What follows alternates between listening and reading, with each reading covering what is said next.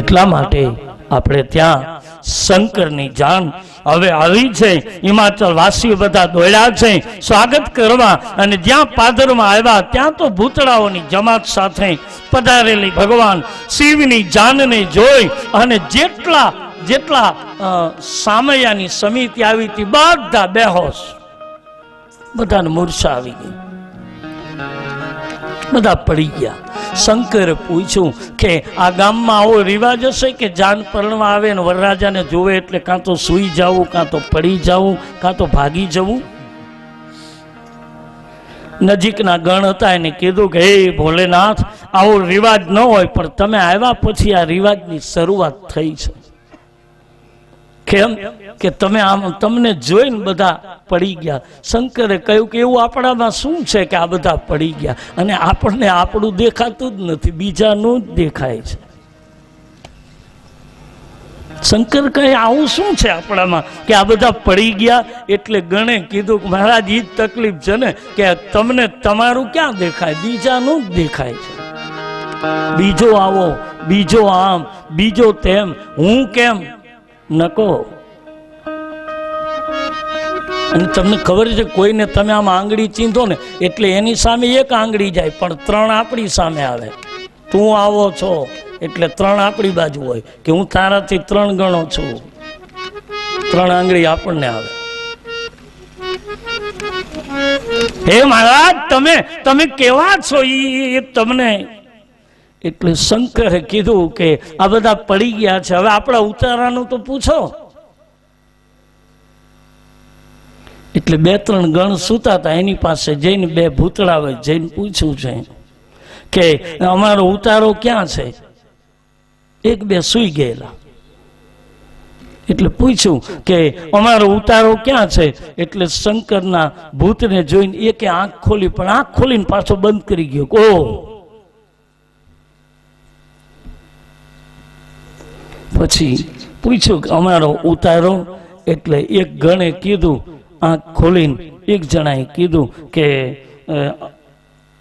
તમારા ઉતારાની તો હવે તમને ખબર, બાકી અમારા ગામનો ઉતારો તો હવે, કારણ કે તમને જોયા પછી આમાં કોઈ જીવે એવો સંભવ નથી. અને રામાયણમાં લખ્યું દુબળા પાતળા રૂષ્ટપુષ્ટ, કોઈ મુખ વિનાના, કોઈ અનેક મુખવાળા, આવી વૃત્તિઓના ભૂતળાઓ સાથે હતા. એનો તુલસીજી અર્થ બતાવે કે અનેક પ્રકારની મારી તમારી વિચારધારા એ ભૂત છે, બાકી કળિયુગમાં બીજા ક્યાંય ભૂત નથી. કારણ કે કળિયુગનું શાસન હનુમાનજી પાસે છે. હનુમાનજીએ સૌ પ્રથમ રામાયણના અંતમાં કહી દીધું છે ભગવાન રામને કે કળિયુગની સત્તા મને સોંપી હોય તો શંકરને કહી દેજો આ પૃથ્વીના ભૂતળાઓને બધાને લઈ લે. એટલે તમે મસાણમાં સુઈ રહો તો કાંઈ ચિંતાનો વિષય, ભૂત છે જ નહીં. હા, ભૂત જેવા માણસ હોય એ બને, બાકી કળિયુગમાં છે નહીં. કાંઈ બહુ બીવાની જરૂર નથી. આવડું મોટું આટલું વિજ્ઞાન ઉન્નતિ કરી ચૂક્યું છે, અને છતાં હજી લોકો નથી. અમે ભેંસ દોતા હતા, ફલાણા બેન આવ્યા એટલે એની નજર લાગી. નજર નથી લાગી, આને કંઈક નાખો એટલે દે. પણ આવું હજી આજે ચાલે છે. આજે માણસ નજર ઉતારે, અગ્નિ લેન, પાણી લેન, એ વાટકો લેન, છાણ લેન, છોકરા ઉપર ઉતારીને પછી વાટકો, આ બધી અંધશ્રદ્ધાઓ છે. કળિયુગમાં હરિ જપો, હરિ ભજો, આ સર્વશ્રેષ્ઠ નામ છે હરિ નામ. બસ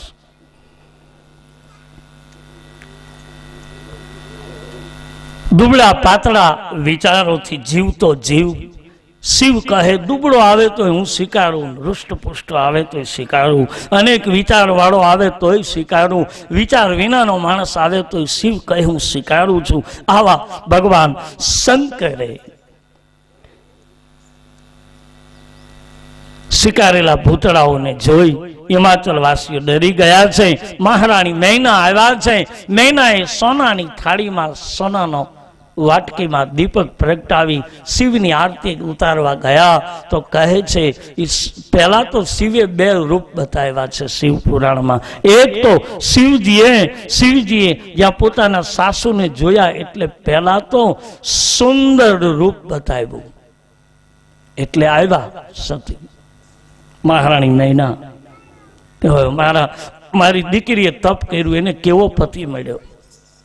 આવ્યા પણ જ્યાં નજીક ગયા તો શિવે રૌદ્ર રૂપ બતાવ્યું અને રૌદ્ર રૂપ જોયું અને સોનાના થાળમાં રહેલી આરતી પડી ગઈ.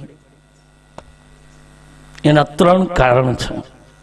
તુલસીદાસજીની વિનય પત્રિકા અથવા તો દોહાવલી રામાયણ એમાં વાંચો તો લખ્યું છે કે એ 3 કારણ એ છે કે એક તો મહારાણી મેનાએ શિવને પેલા સુંદર રૂપે જોયા એટલે રાજી થયા કે મારી પુત્રીએ તપ કર્યું પણ કેવો સુંદર પતિ મળ્યો.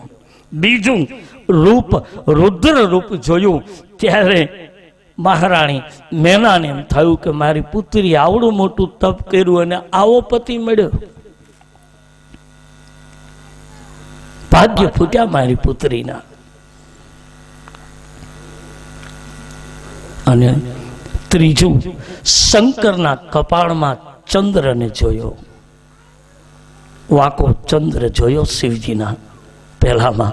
અને એ જોઈ અને મહારાણી મેનાને એમ થયું કે મને એમ હતું કે હું સોનાની આરતી ઉતારું અને એક જ્યોત લઈને જાઉં તો મને મારા જમાઈનું સુંદર મુખ જોવા મળે. પણ ચંદ્ર જોયો એટલે આરતી એની પડી ગઈ કે હો મારા જમાઈના કપાળમાં તો ચંદ્ર છે, જે ચંદ્રની સામે મારો દીવો કાંઈ નથી.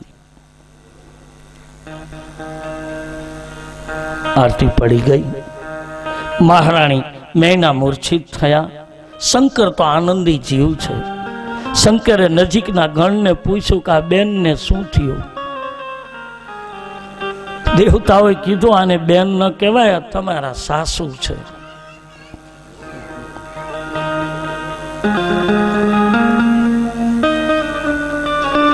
શંકરે કહ્યું કે સાસુ માની કે ભૂતળ પદાર્થ મોટું. નરસિંહ મહેતા બહુ મોટું પદાર્થ છે.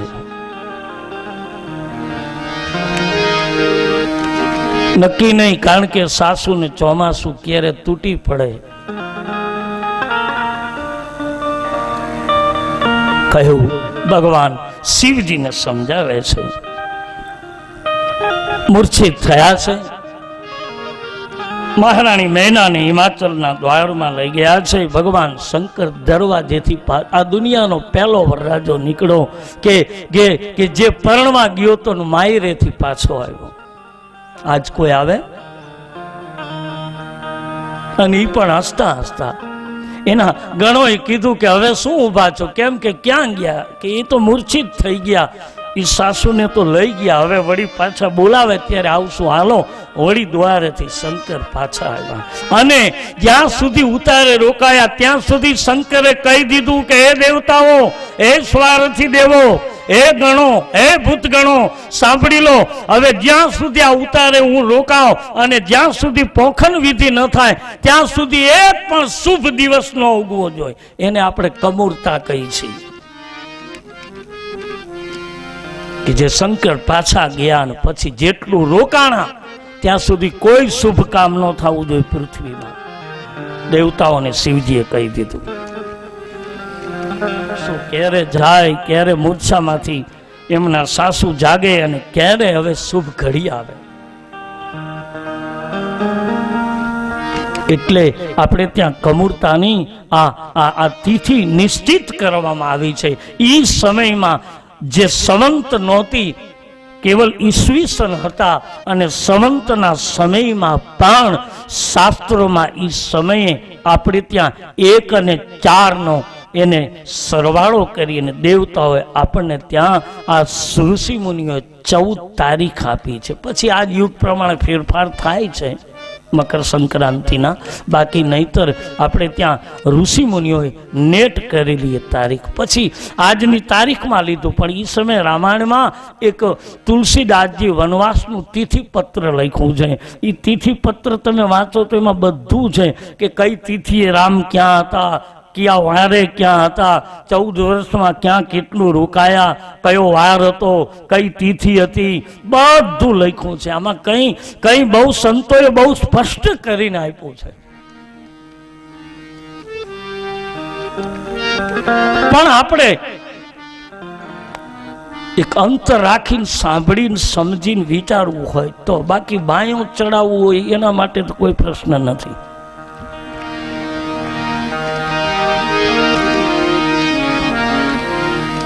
ઘણા પૂછે ને રામને 14 વર્ષ વનવાસ શું કામ, નહીતર 12 વર્ષના વનવાસ છે, રામને 2 વર્ષ વધારે શું કામ આપ્યા? આપણે ત્યાં બધા 12 વર્ષની જ કથાઓ મળે ને. પાંડવો ગયા તો 12 વર્ષે ગયા, કોઈ સાધુ થઈ જાય તો 12 વર્ષે કુટુંબ યાત્રા કરવા આવે, ભરથુરી નીકળાને આવ્યા તો 12 વર્ષે આવ્યા. 12 વર્ષ જ છે, પણ રામને 14. વધારે ગુનેગાર હતા રામ, એની પાછળના કારણો આપ્યા છે. મહારાણી નૈનાની મૂર્છા માટે દેવતાઓ રાહ જોવે છે, સમય વીતે છે, અને મૂર્છા ઉતરીને મહારાણી મેનાએ પાર્વતીને ગોદમાં લઈને કહ્યું કે હે દીકરી, આ પહાડ ઉપરથી પડીને હું આપઘાત કરીશ, અગ્નિમાં ઝંપલાવીશ, પણ એ પુત્રી તને હું આવા ગાંડા પતિની સાથે પરણવા નહીં દઉં. અને આ દેશની દીકરી તે દિવસે બોલી, માને સમજાવે છે કે હે માં, શુભ સમયે રડવું ઠીક નહીં. આ સમય શુભ છે અને આવા સમયે માં રડાય? પણ બેટા, તે કેવડું તપ કર્યું ને તને આવો બાવળો પતિ મળ્યો, હું તને પરણવા નહીં દઉં. એટલે સતીએ પાર્વતીએ પોતાની માને સમજાવી. આ દેશની દીકરી મા બાપને ક્યારેક એની અમુક ઉંમર પછી પોતાની વિચારધારા આપે તો વડીલોને વિનંતી કે મા બાપે થોડાક લાયક થયેલા પુત્રના કે પુત્રીના શબ્દોને થોડાક સાંભળવા. તને કંઈ ખબર ન પડે નહીં, અમુક એની લાયકાતી આવે પછી આપણી ફરજ છે કે સાંભળવું જોઈએ. પછી ભલે આપણે વધારે એનાથી અનુભવી છીએ, એના વિચારોની સાથે આપણે કેટલા વિચારો જોડીએ એ જુદી વસ્તુ છે. સમાજ એના ઉપર શું લક્ષ્યાંક લે છે એ વસ્તુ જુદી છે, પણ આપણે આપણા પોતાના વિચારોથી એમાં જોડાવવું જોઈએ. કે છોકરો કહે છે થોડું વિચારવા જેવું તો છે.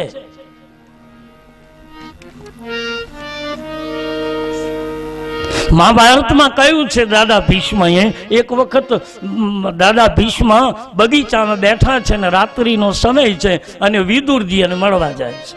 મહાભારત.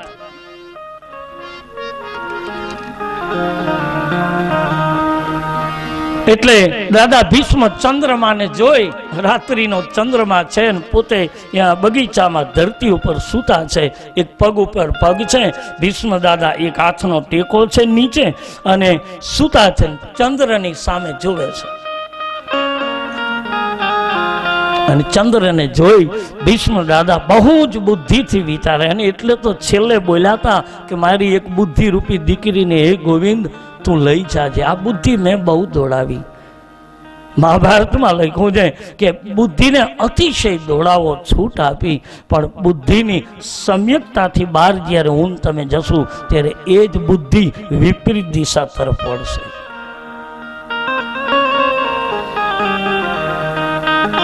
વિદુર આવ્યા, દાદા ભીષ્મ સૂતા છે. એકદમ દાદા બેઠા થયા, વિદુરે પ્રણામ કર્યા. જે મહાભારતની 7 નીતિઓને જાણનારો મહાપુરુષ વિદુરે કહ્યું, દાદા પ્રણામ. પ્રણામ વિદુર, આટલી મોડી રાત્રિ આવવાનું કારણ? દાદા, એક વાત મારા મનમાં વંટોળાઈ રહી છે ને આપને પૂછવા માટે આવ્યો છું. કદાચ મારા વિચારો, તો હું તો તમારું છોકરું છું, એટલે કદાચ મારા વિચારો કેટલા સ્વીકારશો એની મને ખબર નથી, પણ મારી નાની એવી બુદ્ધિની વાત કરવા આવ્યો છું. દાદા એને બેસાડે. વડીલ કેવો હોવો જોઈએ? વાલીનો એક અર્થ થાય છે, વાલી એટલે પોતાના પુત્રી પુત્ર અને પારિવારિક કુટુંબને પ્રેમ આપતું તત્વ, એને આપણે ત્યાં વડીલ કહ્યો છે. દેહાતી ભાષામાં વડીલ કહેવાય, શાસ્ત્રીય ભાષામાં એને વાલી કહેવાય. ભીષ્મ દાદાએ વિદુરને બેસાડ્યા. પોતાના ખંભા ઉપર ઉપવસ્ત્ર હતું, પોતે નીચે બેઠા જાય, પણ વિદુરને પોતાનું વસ્ત્ર પાથરું બેસાડીને વિદુરને કહે છે, બોલો વિદુર.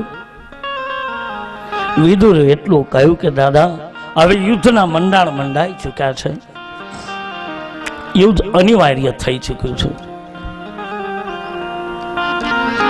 કૌરવ અને પાંડવોની વચ્ચે આ યુદ્ધ તો થશે, કારણ મને એમ લાગે છે કે મધુસૂદનની મરજી કંઈક જુદી છે.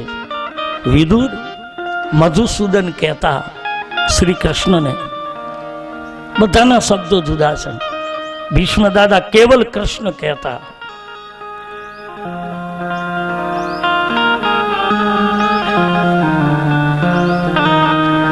દ્રૌપદી એને કૃષ્ણા કહેતા. અનેક નામ, એટલે જ કૃષ્ણ માટે અનેક નામ લખાયા છે કે આ ઘટના ઘટી ચૂકી છે. દાદા, યુદ્ધ થવાની તૈયારીઓ થઈ ચૂકી છે. દાદા, એક વિનંતી કરું, શું કે તમે અને મધુસૂદન આ બંને જણા કદાચ આવતીકાલની રાજસભામાં જાઓ અને ગુરુ દ્રોણાચાર્ય અને ધૃતરાષ્ટ્રને, માં ગાંધારીને અને આ બધાને આપ સમજાવવાના બે શબ્દ ન બોલી શકો. પહેલી વખત પ્રેરિત કરે છે, પહેલી જ વખત. હજી દાદાએ ક્યારે સમજાવવાની કોશિશ નથી કરી. એટલે ભીષ્મ દાદા આંખમાં આંસુ આવ્યા. વિદુર, અલે બાપા વસ્ત્ર. કેમ દાદા? કે આ વસ્ત્રોને નીચોવી જોતો બાપ? કે શું નીચોવીને કરું? કે નીચવ તો ખરો. વસ્ત્ર લઈ વિદુર વસ્ત્ર નીચવે તો એમાંથી બે પાણીના બુંદ પડ્યા. વિદુર, તને એમ હશે ને કે બગીચામાં, નહીતર બગીચામાં માણસ સુખ માનવા જ જાય ને. આપણે બગીચામાં ક્યારે જાય? બિલકુલ ફ્રી હોય, આમ આનંદથી બેસવું હોય ત્યારે હાલો હવે આપણે કલાક બગીચામાં બેસી આવી. વિદુર, હું એવી રીતે આ બગીચામાં બેસવા નથી આવ્યો, તો કે આ આંસુ મારી આંખના પડ્યા છે.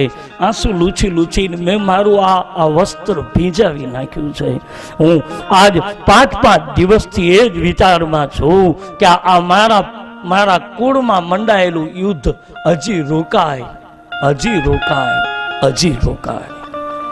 પણ વિદુર, મને એમ લાગે છે કે હવે આપણા પ્રારબ્ધો પૂરા થયા છે. ધ્યાન રાખના, મહાભારતમાં એક પણ શબ્દ નહીં આવે કે અમે અમારું પાપ ભોગવી છે. કૃષ્ણે ના પાડી છે. શબ્દને ડૂબકી મારીને વાંચો. એક પણ મહાભારતમાં શબ્દ ન આવે ગોવિંદે ના પાડી કે મારા કુળમાં કોઈ એમ ન બોલે કે અમને પાપ સ્પર્શી જાય. કહ્યું છે શ્રી કૃષ્ણએ કે જે કુળમાં હું આવ્યો છું એનાથી પાપ કોસો દૂર રહે. કોસો દૂર એટલે 400 ગૌ. કોસો રામાયણનો શબ્દ છે. કોઈ ન બોલે. પણ વિદુર, ઈચ્છા ગોવિંદની હશે અને તમને એક વિનંતી કરું વિદુર, શું હવે તમે આ હસ્તિનાપુરમાં રોકાશો નહીં? કેમ કે વિદુર, કદાચ તમે રોકાશો તો તમારી 7 પ્રકારની જે નીતિઓ છે, માણસને જ્યારે નીતિ એટલે સત્ય, નીતિ એટલે નેક, નીતિ એટલે પોતાના જીવનનું અટલપણું. તમારી જે નીતિ છે એ નીતિને દાગ ન લાગી જાય એટલે તમે દૂર રહેજો. શું કરું દાદા કે હવે મંડાય ચૂક્યા છે ને વિદુર, જેટલું બને એટલું હવે તમે એવી રીતના નીકળી જજો કે તમને ક્યારેય હસ્તિનાપુરની યાદ ન આવી જોઈએ. અને તમે વાંચો મહાભારત તો લખ્યું છે કે વિદુરજી યુદ્ધ પહેલા યાત્રામાં નીકળી ગયા, યાત્રા કરવા નીકળી ગયા છે. વિદુર મહાભારતમાં ક્યાંય નથી યુદ્ધમાં, ખબર મળતા રહ્યા. જેમ સંજય ખબર આપે એવા ખબર મળતા હતા વિદુરને. એમાં એક ચિત્રકૂટનો ખબર વાંચો, ચિત્રકૂટમાં હતા અને ત્યારે એને ખબર મળ્યા. કયા ખબર મળ્યા? કે ભીષ્મ દાદા બાણોથી વિંધાઈ ચૂક્યા છે. તેથી એ ચિત્રકૂટ પીગળવા લાગ્યો હતો. હતા ચિત્રકૂટમાં વિદુરજી અને પીગળવા માંડ્યા હતા.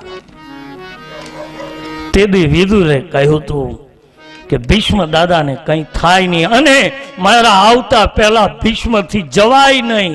મેં બગીચામાં વચન આપ્યું છે. અને ભીષ્મ કેવલ ઉત્તરાયણના સૂર્ય માટે નથી રોકાણા, ભીષ્મ ઘણાના કામ માટે રોકાણા.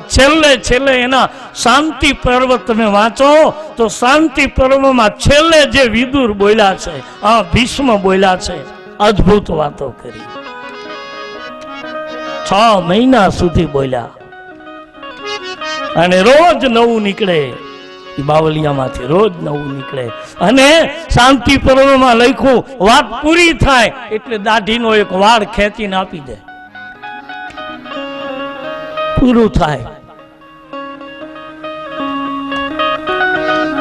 ચિત્રોમાં બતાવે, બાકી 6 મહિને દાદાએ દાઢી નહોતી રહેવા દીધી, ખેંચી લીધી.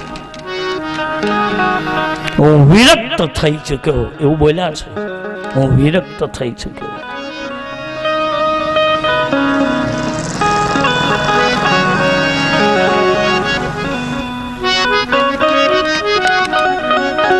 તો હું આપને કહેવા એ જઈ રહ્યો હતો કે આપણું સંતાન, આપણું બાળક, આપણી પુત્રી, આપણો પુત્ર કદાચ આપણને કંઈક 2 શબ્દો કહે તો વિદુર તો નાના છે, ભીષ્મએ સાંભળ્યું હતું. એમ આજ રામાયણમાં પાર્વતી માને કહે છે કે હે માં, મારા ભાગ્યમાં લખ્યું છે કે આવો પતિ જ લખ્યો છે. માં, તું ભાગ્યને બદલાવી શકીશ? મારા નસીબને તું નહીં બદલાય. અને બાપ, હું અને તમે કોઈના ભાગ્ય નથી બદલી શકતા, બીજું બધું બદલાવી શકાય પણ કોઈના નસીબ થોડા બદલે. અને જો ભાગ્ય બદલતા હોય તો દુનિયામાં કોઈ મા બાપ સંતાનને દુઃખમાં આપે જ નહીં. બધાને પોતાના બાળકો સુખી જ જોવા છે, પણ એનું પ્રારબ્ધ નથી લઈ જતું. આપણે ક્યારેય વિચાર્યું ન હોય એવા સમાચાર નથી આવતા કે જેને આપણે આપણા પોતાના માનીને પુત્રી કે પુત્રને પરણાવ્યા હતા એ કંઈક જુદા જ રૂપમાં નથી આપણી સામે આવતા, કે જે પોતાનો હતો એ નથી સામે કોર્ટમાં ઊભો રહેતો. હજી આજી કેટલાય પેન્ટિંગ પડ્યા છે કોર્ટોમાં કે જેના હજી આજી જેના નિવેડા નથી આવ્યા. એવા પણ જોયા જાય કે વર્ષો વીતી ગયા તો હજી પતિ પત્ની બંને જુદા જીવે છે, એ બેયની વચ્ચે બાળક ક્યાંક જુદા હોય. માં ક્યાંક બીજે જીવતી હોય, બાપ ક્યાંક બીજે જીવતો હોય, એનું બાળક વળી ક્યાંક ત્રીજે જીવતો હોય. નથી આવા પારિવારિક કુટુંબો વીર વિખેર થઈ ગયેલા છે. સાંભળો બાપ, અમુક સમય થાય ત્યારે મા બાપની ફરજ છે કે પોતાના બાળકોને સાંભળવાનું. હું તો કાયમ કહું છું કથાઓમાં કે ચાવીનો જુડો પડાવી લઈને પછી બેસવું એના કરતાં હસતા હસતા સમય આવે ત્યારે થોડુંક આપી દઈ તો કઈ ચિંતા, પણ પડાવી લે પછી બેસવું પડે. અને જૂટવાઈ જાય ને આપી દો એમાં બહુ અંતર છે. પાર્વતી કહે છે, મહારાણી મેના સાંભળે છે કે બેટા ભાગ્ય તો નહીં બદલી શકાય, પણ જાઓ બાપ શું કરું? ત્યારે મહારાણી મેનાએ કહ્યું, તારા ભાગ્ય તને મુબારક. આટલામાં સપ્ત ઋષિઓ અને નારદજી પધારે છે. હિમાચલ વાસીઓએ તો સ્વાગત કર્યું, પણ કેવા લાગ્યા, નારદજી તમે રાણીવાસમાં નહીં જશો. કેમ કે ત્યાં જશો તો તમને મહારાણી મૈના અને પાર્વતી અમારી પુત્રી તમને ધકશે, બોલશે. કેમ કે તમે અમારી પાર્વતી પાસે તપ કરીને આવો ગાંડો પતિ એને પ્રાપ્ત કરાવ્યો, માટે આપ ન જશો. એટલે નારદે કહ્યું કે અપમાન થાય અને ન જાય તો એને સાધુ ન કહેવાય. સાધુ તો અપમાન થાય ત્યાં પણ જાય, એની સાધુતાને કલંક લાગે. સમાન યાદ રાખના, તુલસીએ લખ્યું છે કે આપણી બહુ જ વખાણ થશે ને પછી નિંદા બહુ થશે. આ બે જોડેલા છે, એક સિક્કાના બે પડ છે. અને જ્યારે બહુ જ નિંદાનો સીમાડો થઈ જશે પછી એ જ સમય એવો આવશે કે એક દિવસ પાછી આપણી પૂજા થશે, આપણા પાછળ વખાણ થશે. આ બે વસ્તુ જોડાયેલી છે, સુખ છે દુઃખ છે, રાત છે દિવસ છે, આ જોડાયેલી વાત છે. તમે કઈ બહુ આરતી ને પૂજા ને બહુ વખાણ થાય તો કાંઈ બહુ ફૂલાઈ જવું નહીં, કારણ કે બહુ વખાણ થયા છે એટલે એક દિવસ નિંદા થવાની. અને જ્યાં બહુ જ નિંદા થઈ જાય ત્યાં એક દિવસ મારી તમારી સરાહના થવાની, આમ નહીં તો પછી પણ થવાની.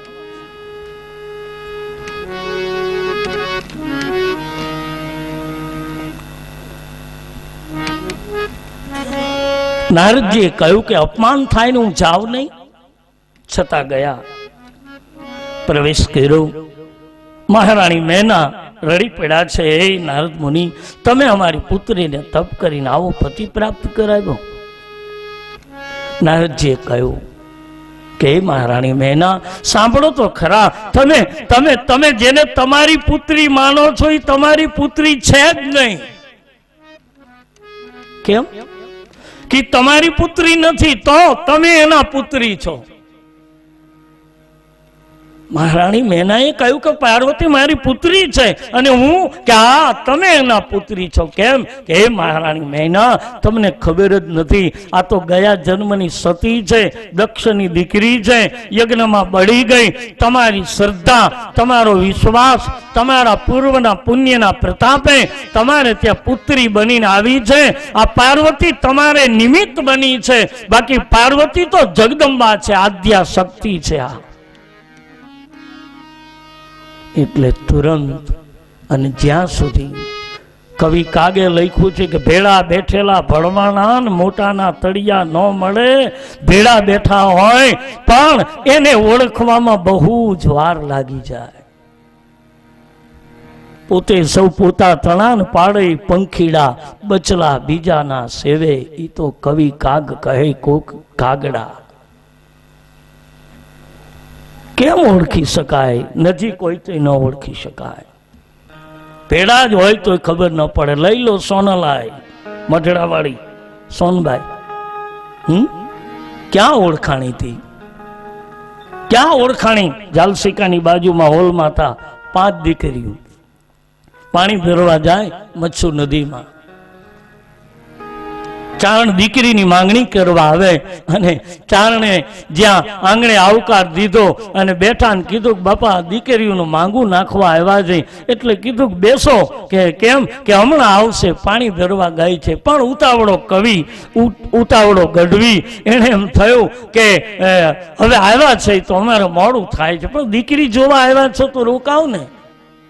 પણ એને એમ થયું કે હવે જોઈ તો લઈ, પણ દીકરીઓ આમ હાલીને આવે ને જોઈ તો, એટલે મચ્છુ નદીના કાંઠે ગયા, પાંચેય દીકરીઓને જોયા, વીરડામાં પાણી ભરે અને પાંચેય બહેનો પાણી ભરીને જ્યાં હોલમાતાના તરફ આમ નીકળવા ગયા, એટલે મોટી દીકરી હોલબાઈ, એ હોલબાઈ જ્યાં નદીનો કિનારો ચડ્યા ત્યાં ચારણને પેઠ બાંધેલી અને ચારણ હાથમાં લાકડી અને સૂરજ સામું મોઢું રાખી અને હજી કવિ જ્યાં દુહો લલકારવાની તૈયારી કરે ત્યાં હોલબાઈ જોઈ ગયા છે કોક ગઢવી, છે કોક ચારણ.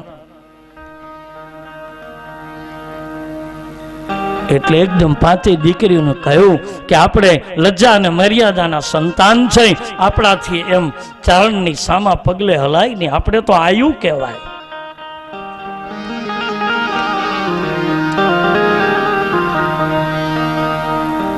આપણાથી કેમ હલાય? એટલે મચ્છુ નદીમાં પાછી ઉતરી.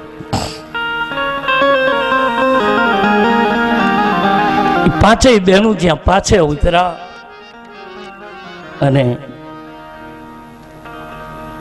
નદીના કિનારે સામે કિનારે જતા રહ્યા. હજી આજે મંદિર સામે કિનારે જ છે. ગયા છે અને કહે છે કે ચારણ એની નજીક જાય છે ને એટલું કહ્યું કે આયુ થોડુંક પાણી પાઈ દો ને. ખોબો ધરીને ચારણ ઉભો રહે છે અને હોલમાં એને પહેલું પાણી પાય છે. એ ખોબામાં હોલ માતાએ પાણી દીધું. ત્યાં તો ચારે બેનું બાજુમાં રોવે છે. હોલબાઈ પૂછે છે કેમ કેમ રોવો છો? કીધું કઈ નહીં હોલબાઈ, આજ આપણા ચારણના વિચારો બદલાવો એવું તને નથી લાગતું? બહુ બહુ મોટો હોય ને, જેનું કુળ મોટું હોય ને એ નબળું કામ કરે ને તેથી એના પૂર્વજોની આંખમાં આહુડા આવે. ઉપરવાળા એના પૂર્વજો રોતા હોય કે ધિકાર છે તને, મારી કુખે જન્મ લઈને આવું પગલું ભર્યું. આપણા ચારણોની બુદ્ધિ બદલી હોય એવું નથી લાગતું હોલબાઈ? કેમ કે આ ચારણનો દીકરો આપણા આંગણેથી આવી, કારણ કે આ તો આયુ હતી, જોગમાયુ હતી, એટલે ઓળખી ગઈ હતી કે આપણા આંગણેથી આવીને અહીંયા આપણને જોવા આવ્યો છે. હવે આ ચારણને ખબર જ નથી કે સૂરજને જોવા માટે દીવો ન ગોતાય. સૂરજ તો ઉગે, એના માટે કઈ દીવો પ્રગટાવે કે સૂરજ ઉગ્યો કે નહીં. બુદ્ધિ ફરી છે આ ચારણની.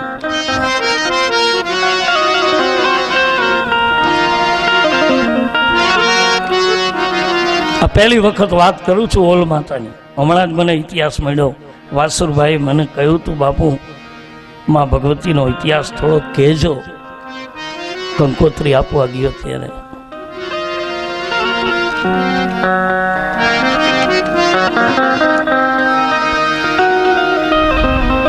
માં ભગવતી પાછા વળ્યા, ચારણને પાણી પાયું, પાણી પીધું ચારણે,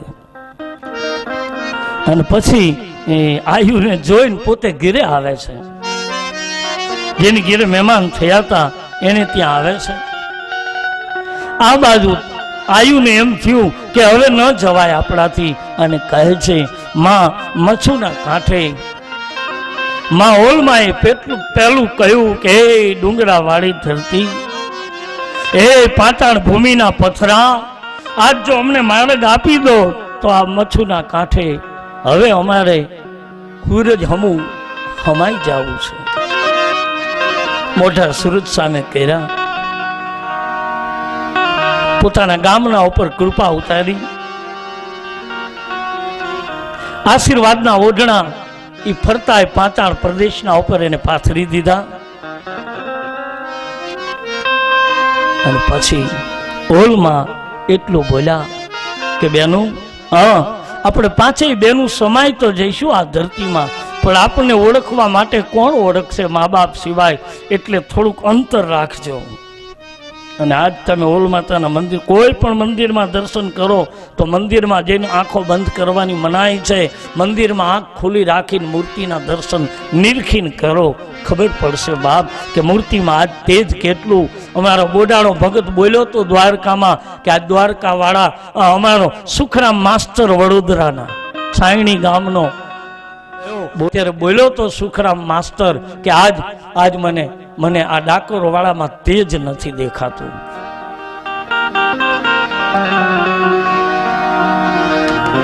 ઓલમાય કહે છે કે આપણને કોણ ઓળખશે? માતા અને મા બાપ તો ઓળખી જશે, આપણે એના સંતાન છીએ, પણ આ દુનિયા આપણને કેમ ઓળખશે? એટલે પાંચેય બેનું અંતર રાખીને બેસો અને પછી પાંચેય બેનું સમાણા અને તેડી એને કહ્યું તું કે ભરોસા સાથે અમને જે આવી નમશે એના અમે કામ કરીશું. અરે ગંગા સતી લઈ લો ને સમઢિયાળા, કેવો પ્રસંગ ગંગા સતીનો. એના પતિ કોહરસંગ બાપુ બહુ જ ભોળા હતા અને કહે છે કે પોતે આમ જંગલ જઈને આવતા હતા અને ગામના પાદરમાં એક બ્રાહ્મણની ગાયનું મૃત્યુ થયેલું. એટલે ભગત નીકળ્યા, એટલે મસ્કરી કરનારા લોકોએ કીધું કે આ બાવલીઓ જાય કે આને કયો ને આ બ્રાહ્મણની ગાય મરી ગઈ છે, આની પત્ની ભક્તાણી છે, રોજ ભક્તાઈની વાતો કરે છે, આને કયો ને આ બ્રાહ્મણની ગાયને બેઠી કરે. હાથમાં લોટો લઈ જંગલ જઈને આવેલા ભોળો કહરસંગ બાપુ એને કીધું કે બાપુ કે હા હે ભગત, આ બ્રાહ્મણની ગાય ગુજરી ગઈ છે, આને કંઈક કરો ને. એટલે કહરસંગ બાપુએ ગંગા સતીને યાદ કરીને કીધું, ગંગા હું તો કહળ ને મને શું આવડે, પણ ગંગા તારા પ્રતાપે બ્રાહ્મણના છોકરા છાસ દૂધ વિના બેઠા, કંઈક કૃપા કરને. આ ગામને આંગણે બ્રાહ્મણની ગાયનું મૃત્યુ એ તો આપણું મૃત્યુ ગણાય. આપણા માટે કલંકના ઓઢડા ઓઢાઈ જાય, માટે કૃપા કર ગંગા. અને એ જંગલ જઈને આવતા હતા, એ લોટાનું પાણી છાંટ્યું અને ગાય બેઠી થઈ ગઈ. આ કોઈ પરચો નહોતો, પણ જ્યાં ઘીરે ગયા ગંગા સતીએ પૂછ્યું કે મહારાજ કે આજ ક્યાં પરચો આપ્યો? એટલે કીધું બ્રાહ્મણની ગા બેઠી કરી. એટલે ગંગા સતીએ કીધું કે તો હવે લો મહારાજ છેલ્લા મારા જય અલખ ધણી. કે કેમ? કે હવે જીવાય નહીં. કેમ? કે આ દુનિયાને પરચા આપવા નથી, જીવા નથી જન્મા. આપણે દુનિયાને શ્રદ્ધા જન્માવા પ્રગટ થયા છે, વિશ્વાસ જન્મવો જોઈએ માણસમાં. અને તેથી કહરસંગ બાપુએ કીધું તું કે ગંગા તારું હજી ઘણું કામ છે દુનિયામાં, જાવ તો હું જાઉં. 52 ભજન છે ગંગા સતીના 52, અને પાનબાઈના ભજન છે કેવલ 13 ભજન. 13 ભજનમાં પાનબાઈ વહી ગયા. 13મું ભજન ગાયું અને ભજને અને ગંગા સતી 52મું, એમાં એનું છેલ્લું ભજન આ હતું. એના માથે હાથ મૂક્યો પાનબાઈને. આ ભક્તિ રે કરવી જેને રાખ થઈને રેવું ને, આ મેલવું અંતરમાં અભિમાન.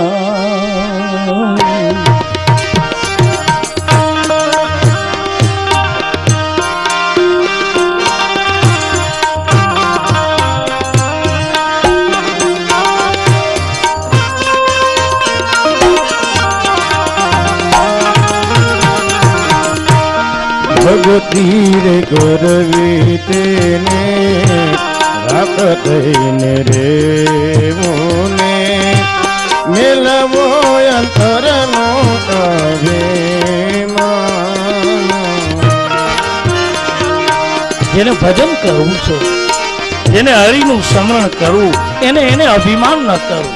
અને હજી શાસ્ત્રોમાં અભિમાનની છૂટ આપી છે. કળિયુગ છે બાપ, અભિમાનની છૂટ છે, પણ અહંકાર ન કરવો. કારણ કે અભિમાન તો પદ હોય ત્યાં સુધી જ હોય. અભિમાન કેટલા લગી? આ વ્યાસપીઠ ઉપર બેઠા છે, કદાચ હોય, આવે જ નહીં અહીંયા તો. કારણ કે આ તો વ્યાસનો ખોળો છે, માનો ખોળો છે. પણ કદાચ પદ અને પ્રતિષ્ઠાનું અભિમાન હોય તો છૂટ આપી, કારણ કે અભિમાન માન હોય ત્યાં લગી હોય, માન ઘટે અને અભિમાન ન હોય, પણ અહંકાર ન કરવો. સદગુરુના એ ચરણમાં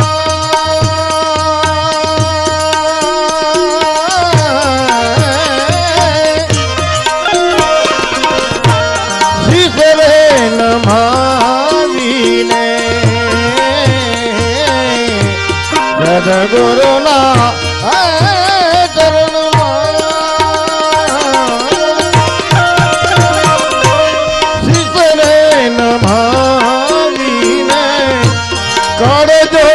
લાગો તેને પાયા,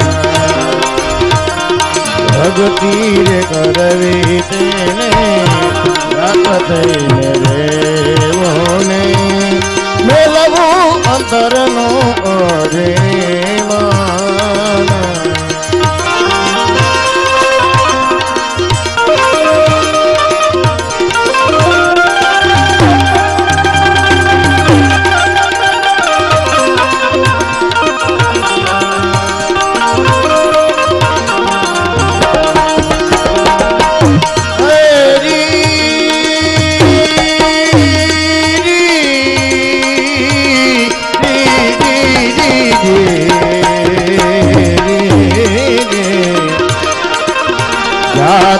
પણ છોડીને જાતિરાવોને કાઢવો વરણનો વિકાર.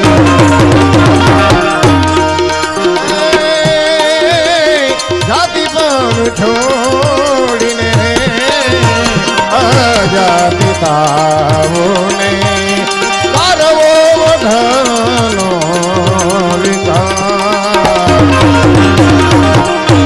જાતે રે ભાતી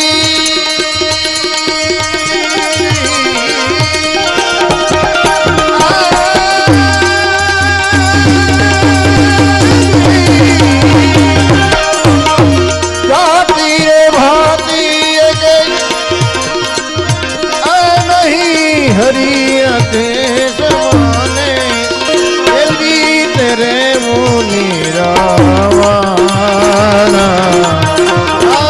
ભક્તિ કરવી તેને થઈને રેવોને, મેલવું અંતરનો અભિમાન, મેલવું અંતરનો અભિમાન.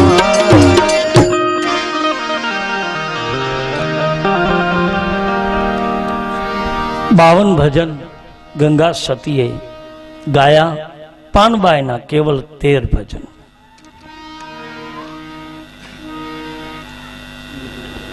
આજ પુત્રી સમજાવે છે, નારદજીએ કહ્યું કે તમારે ત્યાં પાર્વતી જગદંબા રૂપે તમે એના પુત્રી છો. આમ કહી સપ્તઋષિઓ નારદજી નીકળે છે અને શિવ સાથે પાર્વતીનું પાણી ગ્રહણ થાય છે.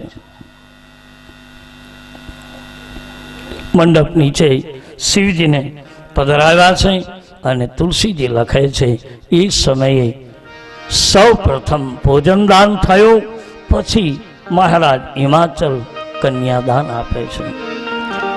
રામાયણમાં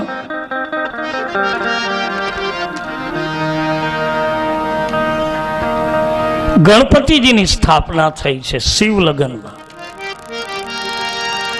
નવાઈ લાગે આપણને કે શિવના તો પુત્ર છે ગણપતિ, પણ ગણપતિના 2 રૂપ છે. એક ગણપતિને સુર અનાદિ કયા છે.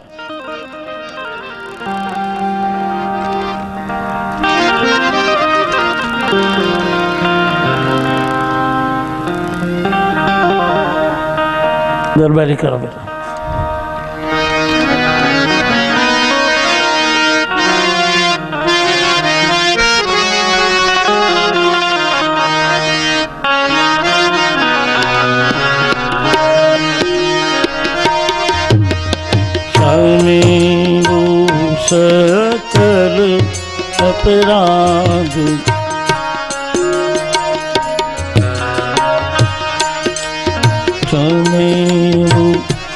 अपराध जब होई प्रसन्न भई। हे श्री राम जय राम जय जय राम। हे राम जय राम जय એવી વાત जय કરી. राम। क्षमे सकल अपराध जब होई प्रसन्न श्री राम जय जय राम। श्री राम जय जय राम। तो वो सुमिय संशय कर सूर सूर्य अनादि जियहि जानी। श्री राम जय जय राम। श्री राम जय जय राम। जिय अनादि जियु जानी। को सुनई संशय सिय सूरा। श्री राम जय जय राम। श्री राम जय जय राम। क्षमे सकल अपराध होई। क्षमे सकल अपराध होई। श्री राम जय जय राम। श्री राम जय जय राम। कात विधि श्रुति नारी जग माई। प्रजा नहीं नाई। श्री राम जय जय राम। श्री राम जय जय राम। श्री राम जय जय राम। श्री राम जय जय राम। श्री राम जय जय राम।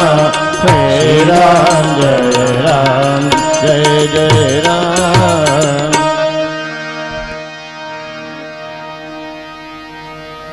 શંકર સુવર્ણ ગણપતિ નથી, શિવજીના સ્થાપનામાં શંકર સુવર્ણ નહીં.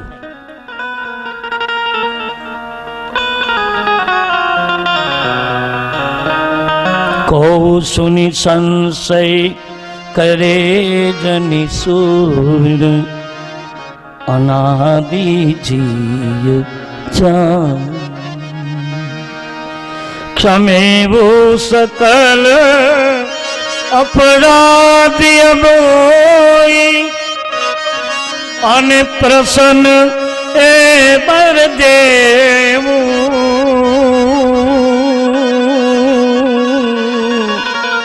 ક્ષમેવો સકલ એ અપરાધી અબોઈ.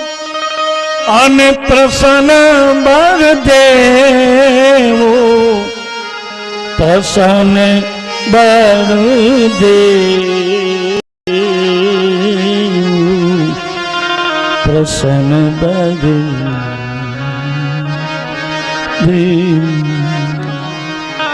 પ્રસન્ન બળદેવ.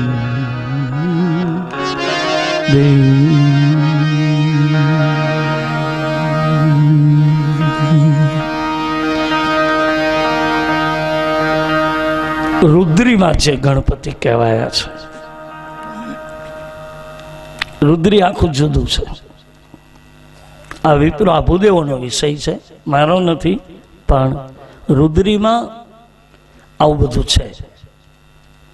જે ગણપતિનું જુદું રૂપ છે, જે અનાદિ સુરમાની દેવતા, અનાદિ દેવતા ગણપતિ જે ગણાય છે. એટલે ગણપતિ માટે આપણે કાંઈ બીજું ઠીક છે, એના રૂપને આપણે સુંદર, નહીતર એક માટીનો પિંડો બેસાડી દો તો ગણપતિ જ ગણાય. એને ચોખા ચોડી દો ગણપતિ.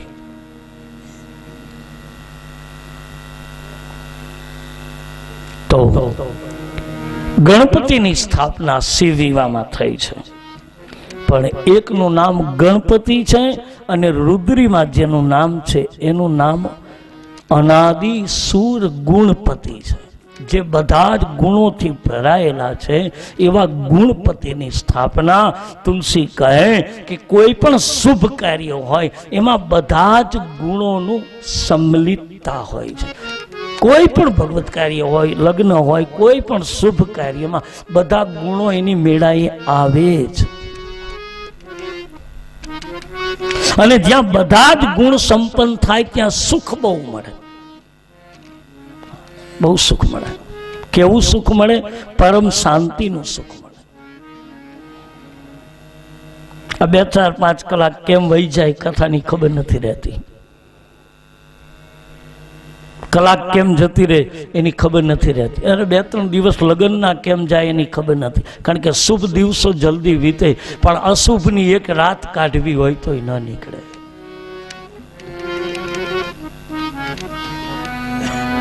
ઘરમાં અઘટિત ઘટના ઘટી હોય અને એના ઉપર નકર દીવો પ્રગટાવીને બેસવાનું હોય બાજુમાં, પણ દીવો પ્રગટાવ્યો હોય તોય દીવો ડરાવતો હોય, બીક લાગે. મળદાની બાજુમાં દીવો પ્રગટતો હોય અને એની બાજુમાં કોઈને બેસાડો તો એ દીવો બીક લગાડે, બીક લાગે, એનો ભય લાગે. કયો ભય છે? આ તો જીવ વિનાનું ખોડિયું છે. કોનો ભય લાગે છે? આપણા જ ઘરમાં ભય કોનો?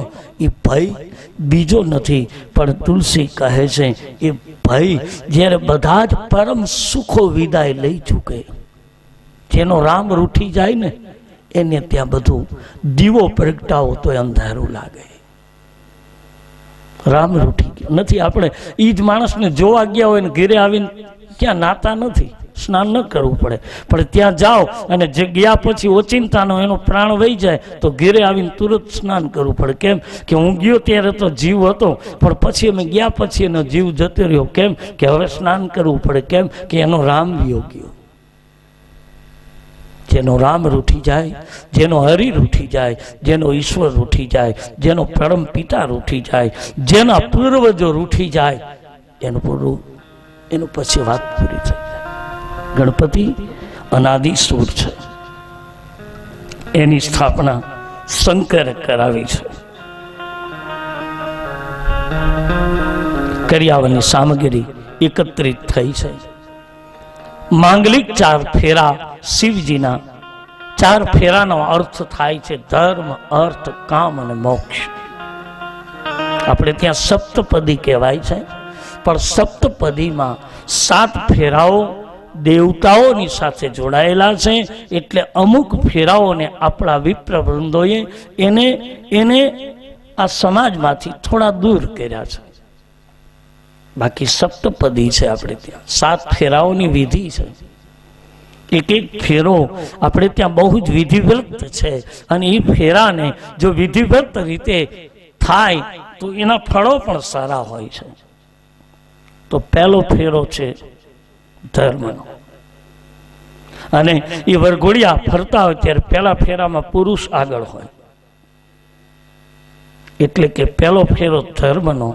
અગ્નિ, સૂર્ય, વડીલ અને પૂર્વજોની હાજરીમાં, વિપ્રની હાજરીમાં એ પરણતો પુરુષ એમ કહેવા માંગે છે, પરણતા કે હે દેવી, હે પત્ની, હે મારી થનારી અર્ધાંગીની, હું તારી સાથે વડીલો, સૂર્ય અને અગ્નિની હાજરીમાં આ પરિક્રમા કરી અને મનોમન પ્રતિજ્ઞા કરું છું કે આજથી ધર્મમાં હું તને સાથ આપીશ.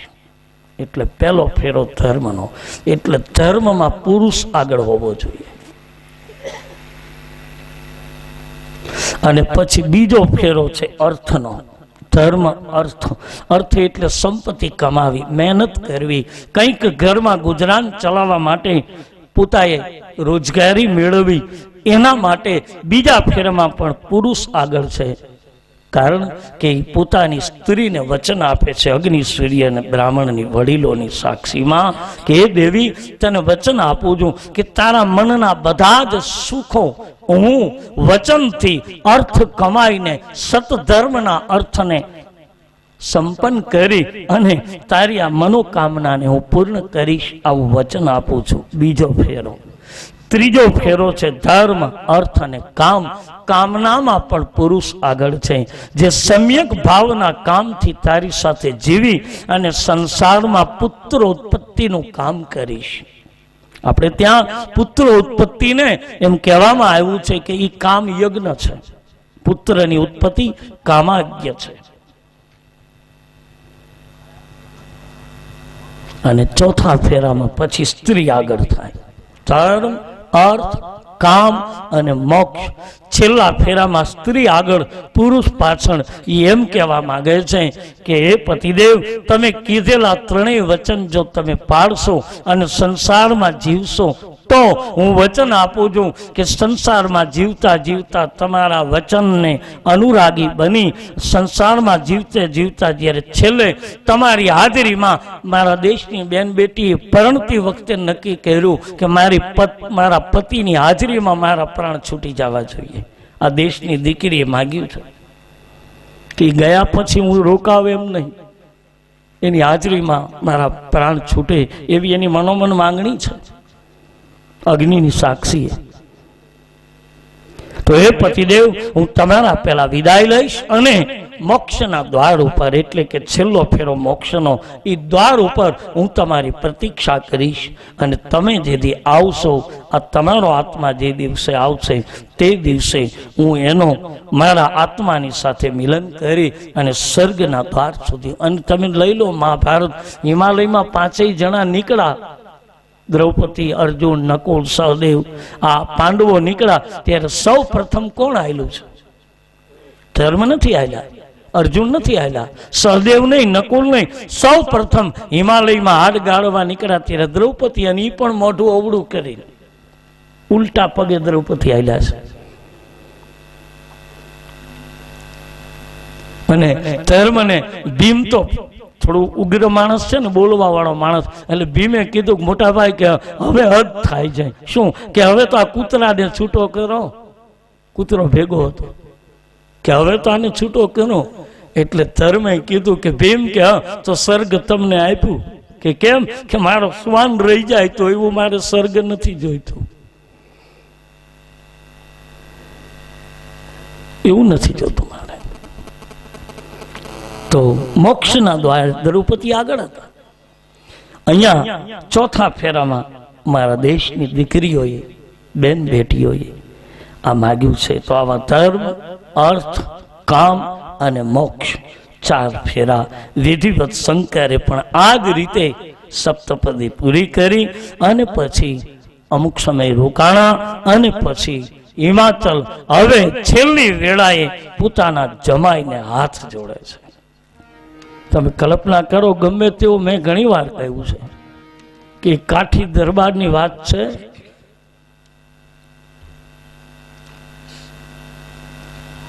એ દરબારે ડેલી ઉપર બોર્ડ મારેલો કે મારી ડેલીએથી કોઈ નીકળવું નહીં, અને નીકળવું બજારમાં તો એને કોઈ ખોખારો ન ખાવો, અને કદાચ ખોખારો ખવાઈ જાય તો મૂછ ઉપર હાથ ન મૂકવો, નહીતર મારી આ 10 રૂપિયા દંડ આપવા લેવામાં આવશે.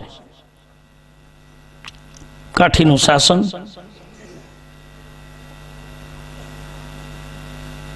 એમાં એક પુરુષ નીકળો, અડાભીડ પુરુષ, બજારમાં નીકળો, કાઠીની સામે ઉભો રહે અને ડેલીની સામે ઉભો રહે, પગ પછાડે, ખોખારો ખાય, મૂછ ઉપર હાથ દે. તુરંત અંદરથી હુકમ નીકળે કે જાઓ 10 રૂપિયા દંડ લઈ લો. ઈ જમાના 10 રૂપિયા દંડ આપી દે. રોજનો ક્રમ, રોજ નીકળે, રોજ આપે.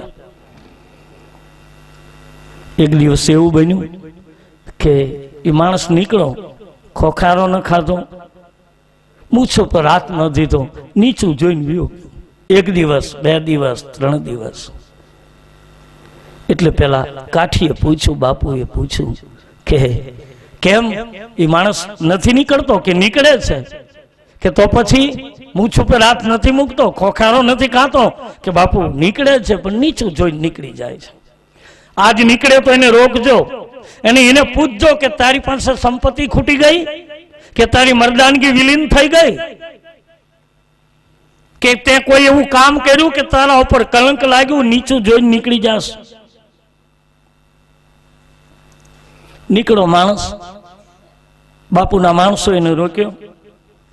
બાપુનો હુકમ છે, શું થયું છે તમને? કેમ તમે તમારી વરદાનગીથી અળગા થયા છો? પેલા માણસની આંખમાં આંસુ આવ્યા ને એટલું કીધું કે બાપુને કહેજો કે હવે હું ખોખારો નહીં ખાઉં, મૂછ ઉપર હાથ નહીં મૂકું, હવે દંડય નહીં આપું. કેમ, શું થયું? શું કે બીજું કાંઈ થયું નથી, તો કે મારી ઘીરે એક દીકરીનો જન્મ થયો. કે કેમ? કે દીકરીના બાપથી હવે ખોખારો ન ખવાય. હવે મારે હાથ જોડવાનો વખત આવી ગયો. કારણ કે દીકરીનો ભાર બાપને નહીં લાગે, પણ બાપનું નીચું તો જોવાઈ જાય. કોઈ દી વિનમ્ર બનીને વાતો ન કરી હોય, પણ એ બુઢો બાપ દીકરીને વળાવતો હોય ત્યારે તમે જોજો. અને પુરુષ 2 જ વખત રોતો હોય તો રૂડો લાગે, ફોટો પાડવા જેવો હોય. એક દીકરીની વિદાય આપે ત્યારે, અને બીજો જન્મ આપનારી એની જન્યતા વહી જાય અને તેદી માના ખોળામાં માથું મૂકીને રોતો હોય તેદી પુરુષ રૂડો લાગે. શિવાજી જેવો મહાપુરુષ રોયા હતા. એના નજીકના માણસોએ કીધું તું, બાપુ, એ છત્રપતિ શિવાજી, આખી પૃથ્વીને ડોલાવનારા, આ તમારી આંખમાં આંસુ. તેદી શિવાજીએ જવાબ આપ્યો તો કે મને આંસુ જીજીબાઈના એટલા માટે આવે છે કે મને દુનિયામાં શિવાજી કહેશે, મને અનેક નામથી બોલાવશે, પણ જેથી સૂતો હોઉં અને મારા માથા ઉપર હાથ મૂકીને આવું બોલનારી વહી ગઈ કે હે શિવલા, હવે સૂઈ જા.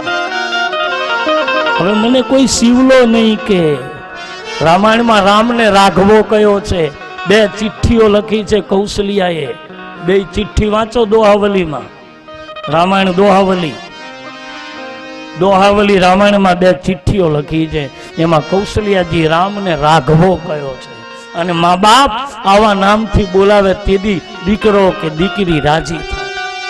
સાહેબ તો બધા કહે, સુવારથ આવે ને એટલે સાહેબે કે પગે લાગે ને પ્રણામે કરે, પણ તું ક્યાં ગયો તો આવું કેનારા તો મા બાપ સિવાય કોઈ ન હોય. બીજા તો સ્વાર્થથી કહે છે, તમે આવજો, તમે તો આમ છો, તમારે તો અત્યારે જય જયકાર છે.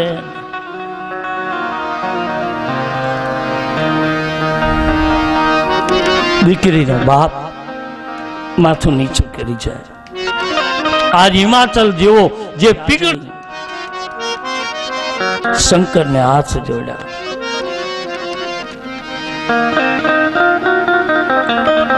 નાથ મમ પ્રાણ સમ ગૃહ કિંકરી કરે.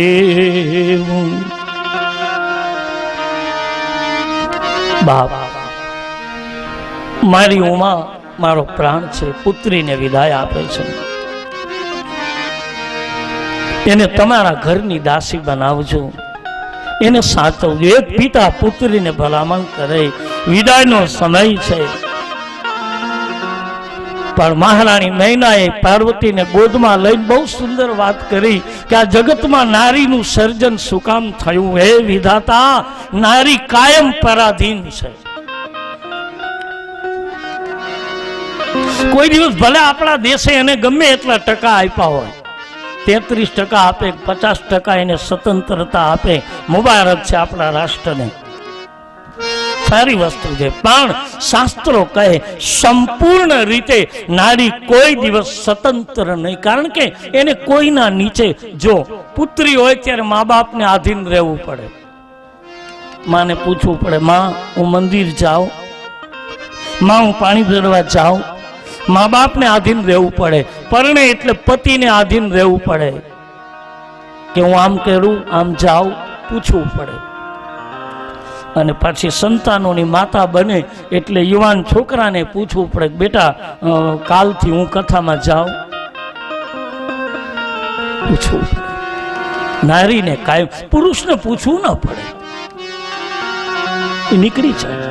મારા દેશની બેન બેટી સ્વતંત્ર થવા નથી માંગતી, કારણ કે રામાયણમાં લખ્યું છે કે દેશની નારી સ્વતંત્ર થશે, જરૂરી છે, હોવી જોઈએ, પણ સ્વતંત્રતા, અતિ સ્વતંત્રતા પાછી અતિ સ્વચ્છંદી બનાવી દે, અને અતિ સ્વચ્છંદી બને એ બેફામ નદી ગંગા પૂજની છે, પ્રણામ કરવા યોગ્ય છે. અકડો કટકો આડ તણો જો ગંગામાં જાય તો ભૂતને સર્જે, ભાગીરથી આવી ગંગા છે. પણ ઈ જ ગંગા એના કાંઠાની બાયણે નીકળે તો લોકો એને ગાળો દે કે હે માં હવે હમાઈ જા, અમારા ઝૂંપડા તણાઈ જશે. ગંગા એનો કિનારો મૂકે તો ગંગાને માં જાનકી પૂજવા યોગ્ય છે, માં જગદંબા નમવા યોગ્ય, પણ જાનકી લક્ષ્મણની રેખા ઓળંગી એટલે જાનકીનો રાવણ લઈ ગયો.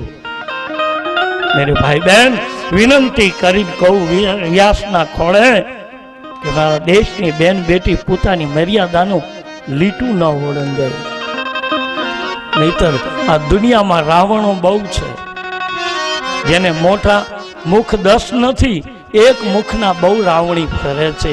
આ રાવણ રૂપી વૃત્તિમાંથી મારા દેશની બેન બેટી બચે. વિષય આ કથા ઉપર, આના ઉપર આખી કથા બોલવી પડી હતી. કાઠી દરબારનું ગામ હતું, જુનાગઢ ડિસ્ટ્રિક્ટનું.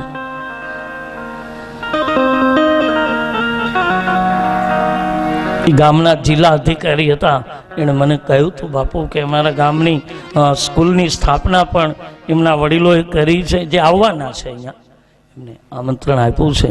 એને કહ્યું હતું કે બાપુ આ ઘટના અમારા ગામમાં જ બહુ ઘટી રહી છે, બોલજો. વિચારીએ, તુલસી કહે આજ દુઃખ અને સુખ આવશે, પણ નારી સ્વતંત્ર થાય દેશ માટે જરૂરી છે, યોગ્ય પણ છે, આગળ વધે જરૂરી, પણ સ્વતંત્રતા સ્વચ્છંદતાને ન આંબી જાય એનું ધ્યાન રાખવું મારા દેશની બેન દીકરી માટે જરૂરી છે. દેશની બેન બેટી વિનોદ રૂપી વિષયથી દૂર રહેવું જોઈએ. સતત પિયહી પ્યારી રહેજો, આવો આશીર્વાદ પણ તુલસી રામાયણમાં આપ્યો છે કે સતત પિયહી પ્યારી, કાયમના માટે પતિને પ્રિય રહેજો, અને રહેવું જ જોઈએ. પણ પ્રેમ એક એવી વસ્તુ છે કે એને સ્વાર્થ ન લાગી જાય.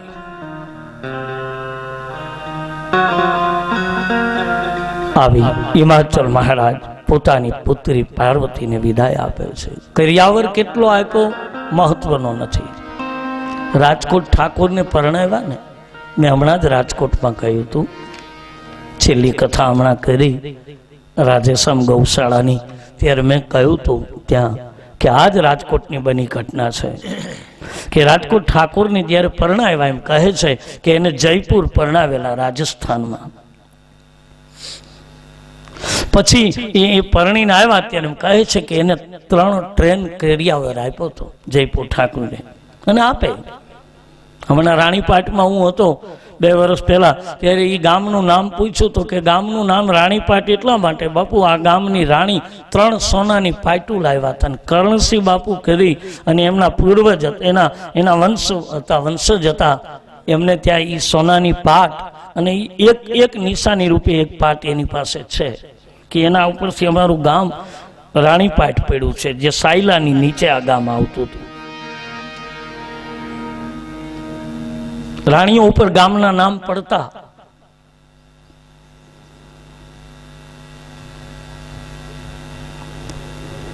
તો જયપુર ઠાકુરે જ્યારે રાજકોટ પોતાની પુત્રીને પરણાવી ત્યારે કહે છે કે 3 ટ્રેન કરિયાવર મોકલ્યો હતો, પણ એ દીકરીને માં નહોતી, પિતા હતા.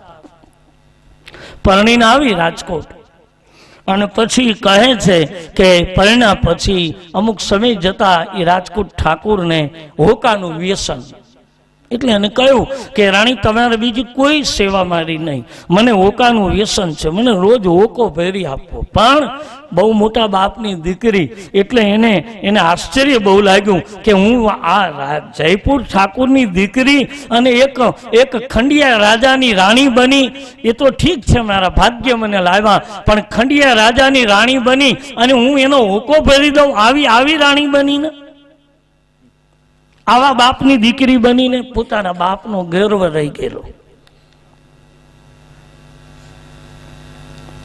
શાસ્ત્રો તો કહે છે કે બાપના ઘીરેથી નીકળ્યા પછી સસરા કુળમાં જે ધર્મ પડાતો હોય ને એ ધર્મનું પાલન કરી લેવું જોઈએ. આપણે સ્વામિનારાયણ સંપ્રદાયમાં આવ્યા હોય તો પછી આપણા બાપની ભલે ને રામ ભજાતો હોય, પણ આપણે અહીંયા આવ્યા હોય તો આપણે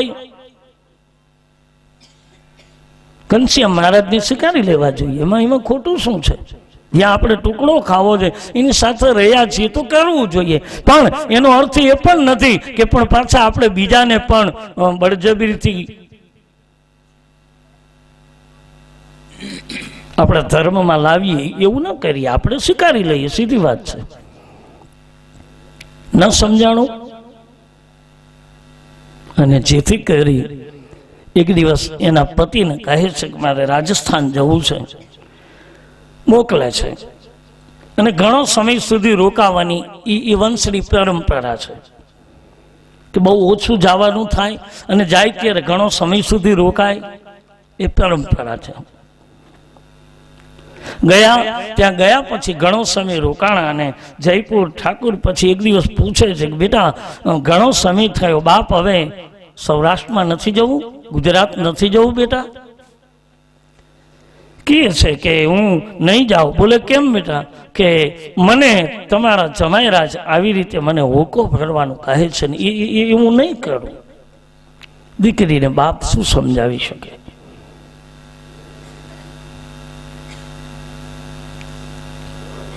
પછી કહ્યું કે બેટા કોઈ પણ રીતે, એટલે દીકરીએ કહ્યું કે એક કામ કરો, તમારા જમાઈરાજને ગુજરાતથી બોલાવો, અહીંયા આવે અને અહીંયા આવ્યા પછી તમારા જમાઈરાજનું ભરી સભાની વચ્ચે એક વખત અપમાન કરો તો જાઓ. દેખો કેવી બુદ્ધિ બદલી. અપમાનની વૃત્તિ જાગી.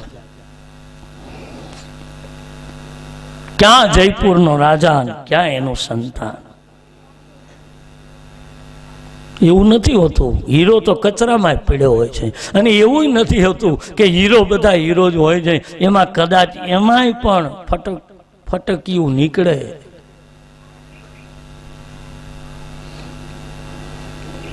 જયપુર ઠાકુર દીકરીને સમજાવવા માટે કોશિશ કરી, આખરે જમાઈરાજને બોલાવે. રાજસ્થાન આવ્યા, ભરી સભાની વચ્ચે બેઠા છે. દીકરી બે સખીઓની સાથે અટારી ઉપર બેઠા છે, જુએ છે કે આજ રાત સભાની વચ્ચે મારા પતિનું કેવું અપમાન થાય છે, હું જોઉં. અને જ્યાં રાજ દરબારની વચ્ચે બપોર થયા તો બધા જ પ્રસંગો, બધી જ ચર્ચાઓ ચાલી રાજસભામાં, પણ અપમાનની કોઈ વાત ન આવી. બપોર થયા, નો સમય થયો, જમવા માટે બોલાવે. જયપુર ઠાકોર ને જમાઈરાજ બંને નીકળ્યા, પણ જમાઈરાજ ઊભા થયા અને જયપુર ઠાકોર પોતાની રાજસ્થાની મોજડી પહેરે અને જમાઈ પોતાની મોજડી ગોતતા હતા. એ ગોતવા ગયા એટલે કહ્યું કે શું ગોતો છો? કે મારી મોજડી. કે એટલે પોતાના માણસને કહીને કહ્યું કે મારા આસન નીચે, મારા તકિયા નીચે જમાઈરાજની મોજડી પડી છે, લઈ લો. પોતાના તકિયાના નીચેથી મોજડી આપી અને પોતાની પાઘડીનો છેડો છોડી અને જયપુર ઠાકોરે મોજડી સાફ કરી નમી અને જમાઈના પગમાં મોજડી પહેરાવી. દીકરી આ જોઈ ગઈ. દીકરીને એમ થયું કે મારો બાપ આખા રાજસ્થાનનો રાજા એક ગુજરાતના ખંડિયા રાજાના પગમાં મોજડી પહેરાવે અને એ મારો પિતા. દીકરીને એમ થયું કે મારો બાપ જો આવી રીતે કરતો હોય તો મારે હોકો ભરવામાં કાંઈ વાંધો નહીં, મારે કરવું જ જોઈએ.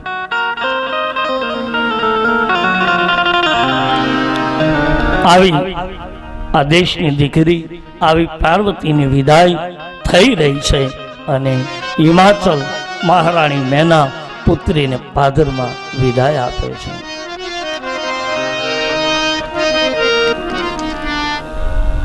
કાળજા કેરો કટકો મારો આજે હાથથી છૂટી ગયો.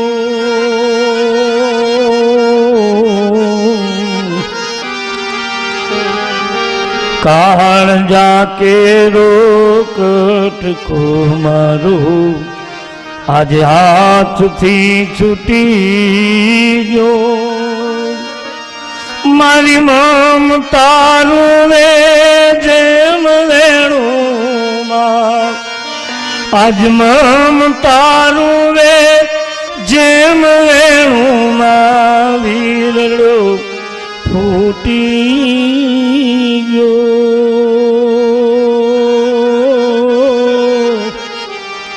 કાળજા કેરો કટકો મારો આજે હાથથી છૂટી ગયો. દીકરી રૂપી કાળજા કેરો કટકો કવિ દાદ લખે છૂટી જાય છે. દીકરીની વિદાય પરિવારને રોવડાવે. પાદરમાં જાન આવી કોઈ પણ દીકરી, આ તો આપણે શ્રીમંતની વાતો કરી, પણ કદાચ એવા નેહડાની નાના નેહડાની દીકરી હોય અને એ કદાચ વિરાલે પછી જાનકી હોય તો ભલે, અને સંકુતલના પુત્રી હોય તો પણ ભલે.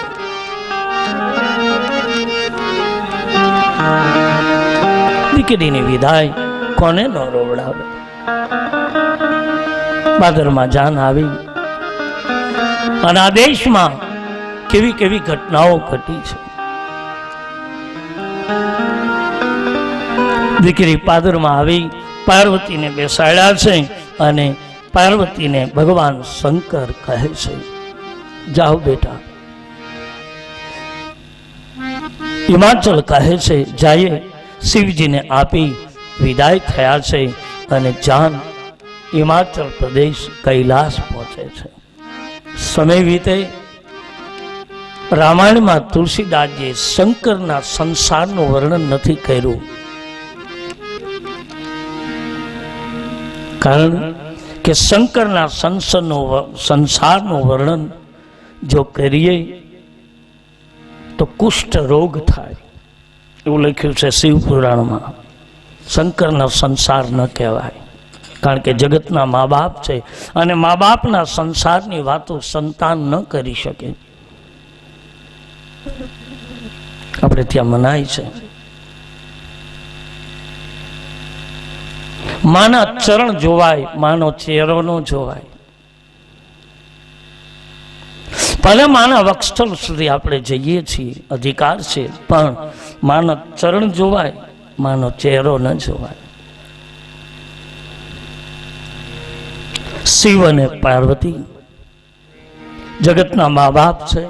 કવિ કાલિદાસે શિવ અને પાર્વતીનો સંસારનું વર્ણન કર્યું તો વાંચો કવિ કાલિદાસને. તો એમ કહે છે કે કવિ કાલિદાસને કુષ્ઠ રોગ થયો હતો, ભયંકર રોગ થયો. શિવ અને પાર્વતીના સંસારનું વર્ણન શાસ્ત્રમાં દોષ છે. બીજા બધા વર્ણન કરાય કે સીતાજી આવા રૂપાળા, એને ત્યાં લવકુશનો, પણ શંકર અને પાર્વતીના સંસારનું વર્ણન શિવ પુરાણમાં નથી, તુલસીના ગ્રંથમાં નથી, ભાગવતજીમાં પણ નથી. બસ રામાયણમાં એટલું લખાયું. સમય વીતો અને સમય જતા શંકર અને પાર્વતીના સંસારમાંથી કાર્તિક સ્વામી જેવા પુત્રનો જન્મ થયો, જેને આસુરી વૃત્તિ રૂપી તારકાસુરનો વિધ્વંસ કર્યો. સમય વીતો અને એક દિવસ શિવ સુખાસન લઈ અને એક વટવૃક્ષ વિશ્વાસ રૂપી વલ્લાના છાયા નીચે બેઠા છે. અને પાર્વતીને એમ થયું, સુંદર અહીંયા વર્ણન શંકરનું બતાવ્યું કે શંકર હવે કથા કહેવા માટે વિશ્વાસ રૂપી વલ્લાના છાંયે બેઠા. વિષ ઉજોડ દેહ છે, ચહેરા ઉપર પ્રસન્નતા છે, કપાળમાં ત્રિપુંડ છે, મૃગચર્મ લપેટું છે, મુનિના વસ્ત્ર ધારણ કર્યા છે અને આસન ઉપર વિરાસન લગાવી પ્રસન્ન ચિત્તે દિશાઓને જોતા શંકર બેઠા છે. અને પાર્વતી યોગ્ય સમય જોઈ અને શંકરની પાસે આવે છે. પાર્વતી બાલુ અવસર જાન. હે રામ જય રામ જય જય રામ. પાર્વતી બાલે અવસર જાની. શ્રી રામ જય ગાઈએ. રામ જય જય રામ. પાર્વતી બાલે અવસર જાની. શ્રી રામ જય રામ જય જય રામ. ગઈ શંભુ પહિમા તું ભવાની. હે રામ જય રામ જય જય રામ.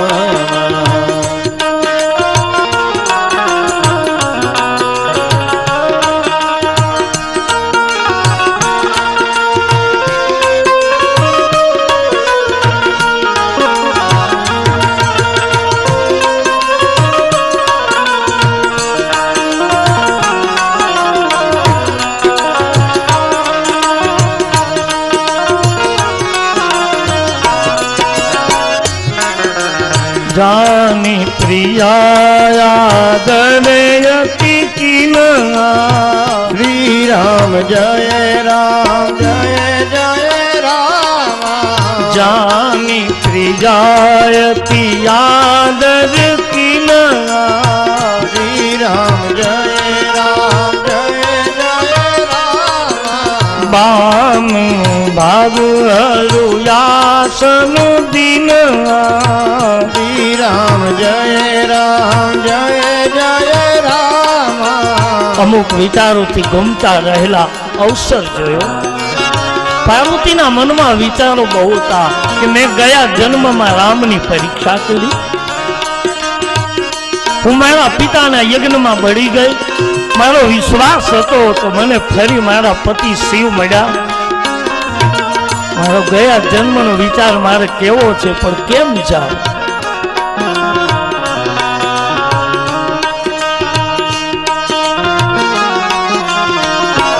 વિષયનો વિચાર લઈ પાર્વતી શિવજીની પાસે આવ્યા. શિવજી હવે એને નજીક આસન આપ્યું. રામાયણમાં લખ્યું અવસર ભલો જોયો. પાર્વતી ભલ અવસર જાની. શ્રી રામ જય રામ જય જય રામ. ગઈ શંભુ પહિમા તું ભવાની. શ્રી રામ જય રામ જય જય રામ. જાની પ્રિયાયતિ યાદર કિના. શ્રી રામ જય રામ જય જય રામ. ભાનુ ભાગરી આસન દિના. હે રામ જય રામ જય જય રામ.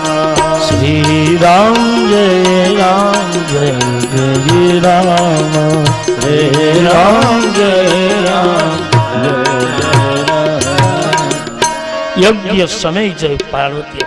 રામાયણમાં બે વસ્તુ લખી છે કે એક તો સમય જોવો, સમયની યોગ્યતા જોવી,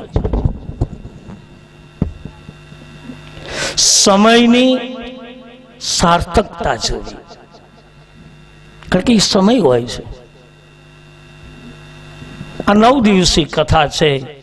આપ સૌની પુણ્યના પ્રતાપે આ કથા કેવલ આપણા સૌના, મારા ગામના પુણ્યના પ્રતાપે અને એક મારા મનની ઈચ્છા હતી કે એક વખત બહાર બહુ બોલીએ છીએ, પણ એક વખત ઠાકોરજીની કૃપાથી આ ભાવના પૂરી થાય એવી મારી સંકલ્પ હતો.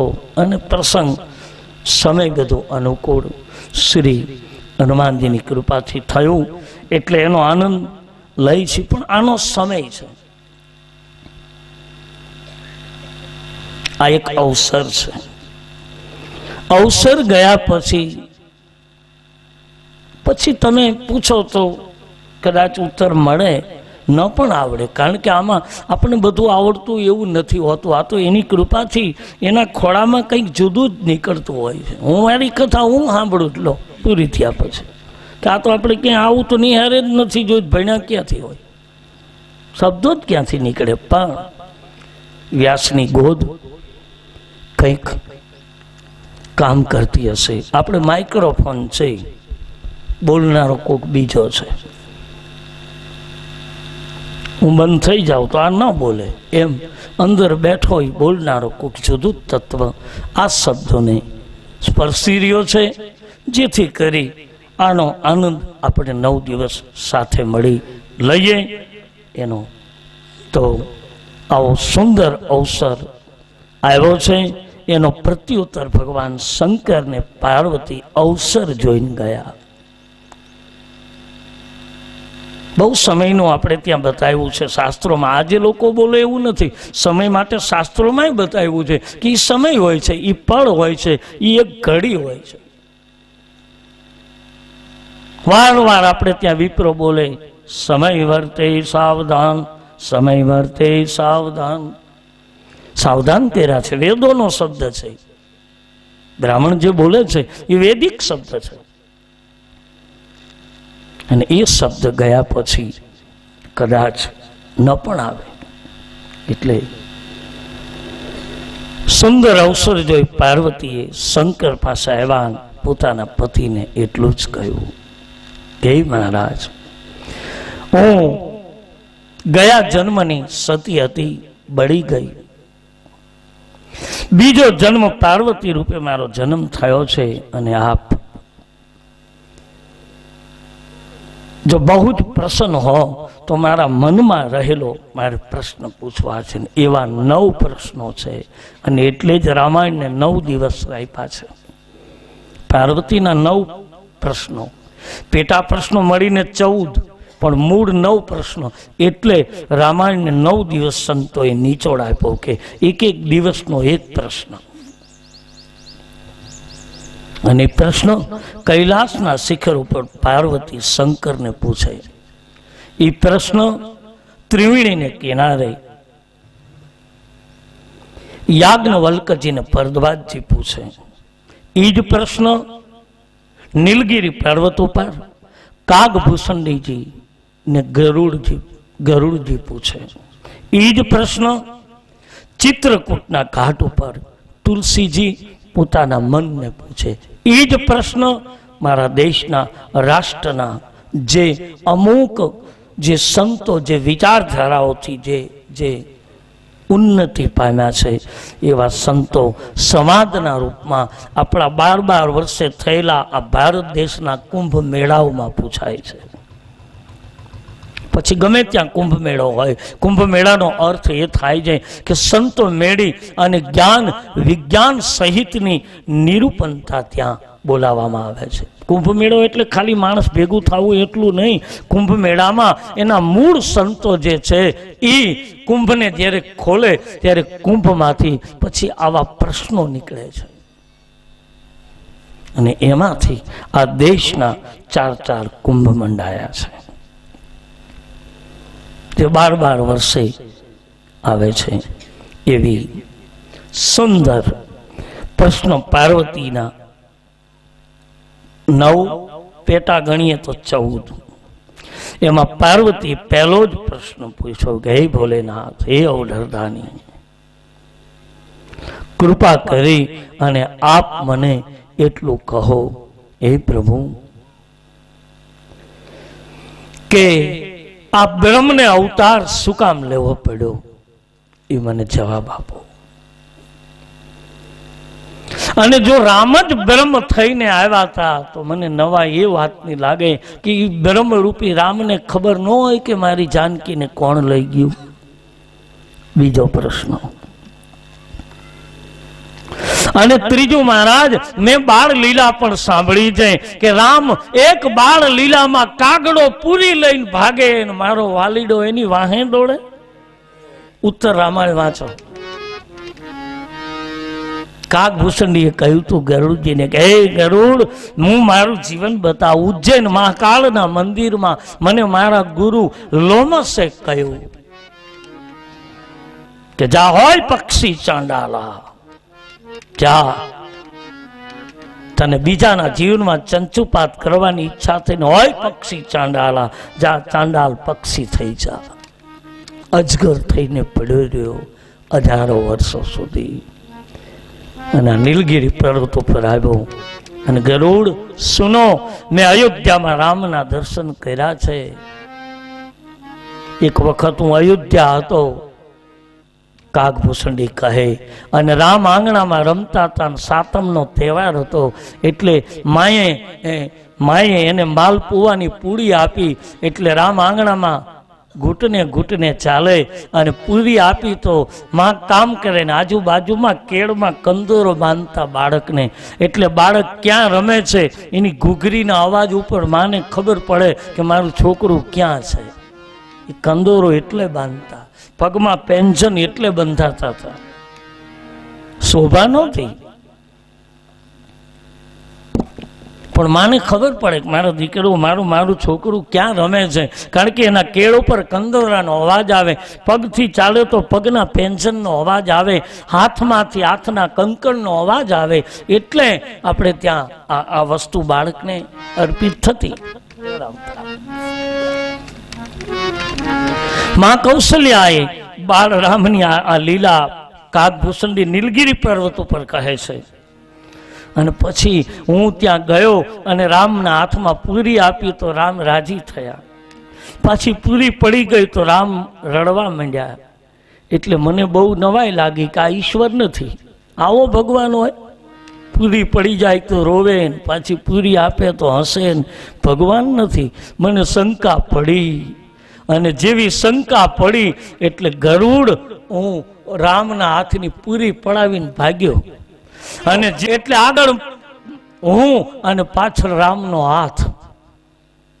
એ ગરુડ 14 બ્રહ્માંડમાં ફેર્યો, મને કોઈ રાખ્યો નહીં. આખરે રામના હાથમાં હું આવી ગયો. પૂરી સહિત મને રામ પોતાના પેટમાં ગળી ગયા. રામના ઉદરમાં ગયો તો 14 બ્રહ્માંડ દેખાણા. 14 બ્રહ્માંડમાં મને આ પૃથ્વી દેખાણી. અને પૃથ્વીમાં પાછી મેં બીજી અયોધ્યા જોઈ. એ જ અયોધ્યાના આંગણામાં પાછો રામને જોયા. એ જ રામના હાથમાં પાછી પૂરી જોઈ. અને એ જ કાંગરા ઉપર પાછો હું બેઠો હતો. મને પેટમાં એ દેખાણું, બારે એ દેખાણું. અને ગરુડ એટલું નહીં, ઉદરમાં ગયો તો 1000 વર્ષો વીતી ગયા. અને જ્યાં ભગવાને બગાસું ખાધું અને હું બહાર નીકળો ત્યાં જોયું તો એક ઘડી જ થઈ હતી. ગરુડ આને ઓળખાય એમ નથી. જાની ન જાય હરી ગતિ.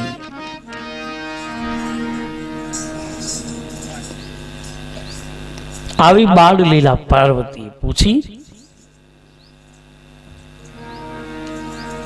અને પછી છેલ્લા પ્રશ્નમાં કહ્યું કે મહારાજ, રામના વનવાસની કથા કહો, રાવણ આદિ રાક્ષસોને વાયરાની કથા કહો, અને પછી આપને અનુકૂળતા હોય તો રામ સ્વધામ ગયા એની કથા કહો. પણ અનુકૂળતા હોય તો.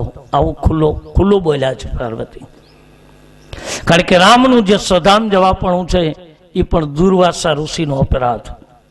શ્રી કૃષ્ણ પણ સધામ ગયા, એમાં પણ એમના વંશજનું દુર્વાસા ઋષિનો અપરાધ.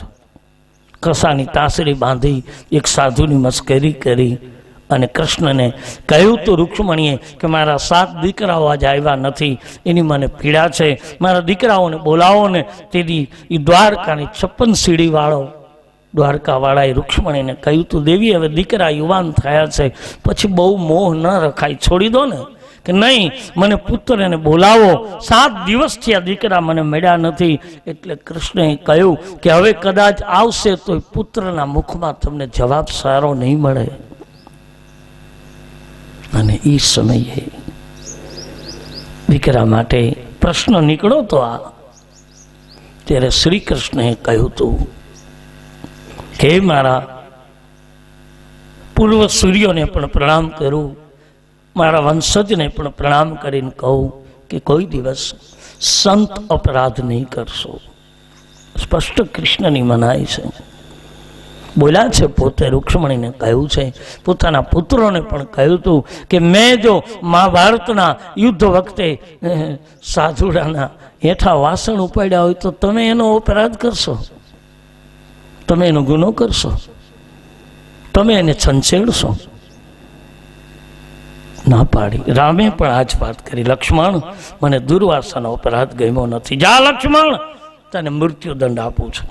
સગ્ગા રાજસભાની વચ્ચે જે લક્ષ્મણે રામનું જેમ કવચની જેમ રક્ષણ કર્યું હતું, કીર્તિ ધજાનો દંડ કીધા છે લક્ષ્મણને કે રામની ધજાને આંચ આવે તો લક્ષ્મણને કંઈક થવા માંડતું હતું. એ જ લક્ષ્મણને પહેલી જ સજા રામે આપી, જા સરજુમાં ડૂબીને મરી જા. મોટા ભાઈ નીકળી જઈશ. પાલન કરનારો માણસ.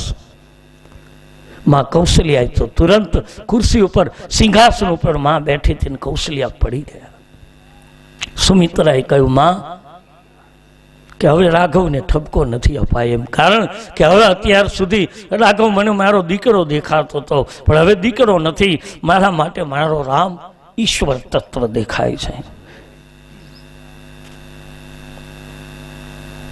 અને મારા વંશજમાં રામે એમ કહ્યું, બાપ આપણા ઘરનો વડીલ, ઘરનો આગેવાન, ઘરનો મોભી, પરિવારનો મોભી, ગામનો મોભી, દેશનો મોભી જ્યારે એક શબ્દ સમજીને બોલે ત્યારે એના ઉપર બાપ ખૂબ વિચારવું જોઈએ. બેફામ વડીલોની સામે વર્તન ન કરવું જોઈએ. અને દવા કડવી જ લાગે ને, દવા મીઠી ન હોય, કડવી, પણ કડવી દવા રોગ મટાડે. વેણ કદાચ કડવું લાગશે વડીલોનું, પણ રોગ મટાડશે. આ વસ્તુ ને ગમી છે. અને આવા પ્રશ્નો પાર્વતી શંકરને પૂછે છે. અને પછી છેલ્લે હવે પાર્વતીને શંકર આ રામકથા કહે છે. આમ કહી અને એ રામકથામાં શિવ પુરાણ પૂરું થાય છે. અને હવે શંકરના મુખે રામકથાનો આરંભ થાય. શંકરે કહ્યું, દેવી, એક જટામાંથી નીકળેલી ગંગા અમુક ધરતીને પાવન કરતી કરતી ગંગા સાગરમાં વહી ગઈ, પણ હવે મારા મુખમાંથી રામકથા રૂપી ગંગા નીકળે છે. પાર્વતી બેસો, સાંભળો. આમ કહી અને હવે શંકર રામકથાનો આરંભ કરે છે. પણ એ રામકથા ફરી બપોર પછી 2:30 વાગે શરૂ થશે. ત્યાં સુધી આપ સૌ વિદાય આપું. એના પહેલા 1-2 મિનિટ હરિનામ. બીજું, બહારગામથી પધારેલા કોઈ પણ મહેમાન મહાનુભાવો પ્રસાદી લઈશો, રોકાઈશો. પ્રસાદ લીધા વિના જવું હોય કદાચ તોય પ્રસાદી લઈને જશો એવી આપ સૌને નમ્ર વિનંતી. અને બપોર પછી કથા ફરી પાછી 2:30 વાગે, 2:30 થી 5:30 સુધી કથા ચાલશે. ને હવે રામકથા શિવના મુખે પાર્વતી સાંભળે. આપણે પણ આ કથાનું ગાયન સાથે મળીને કરીશું. 2 મિનિટ હરિનામ.